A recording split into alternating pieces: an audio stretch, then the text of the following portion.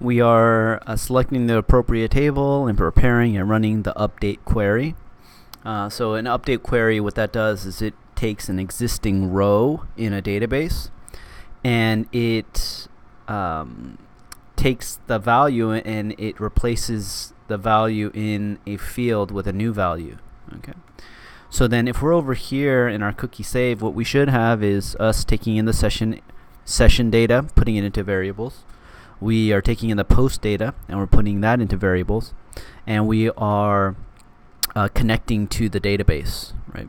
So then once we connect to the database and everything goes well, we want to prepare a query, right? And this query we want to prepare is called update, and we want to stick all this data into the correct row in the database, right? So how do we know we're in the correct row? Well, it's this last part here where it says where ID is equal to ID, right? So this $ID is the session ID value, right, which is the ID of the user who's playing or using your web application. So this line here is ensuring that we're in the right row in the database. The update cookie app means we are going to the cookie app table in our cookie clicker database, right? And then we're setting all of these different fields, all of these different columns to the data that's coming in from the form. Okay, and so something that you might be wondering is, well, I have an ID.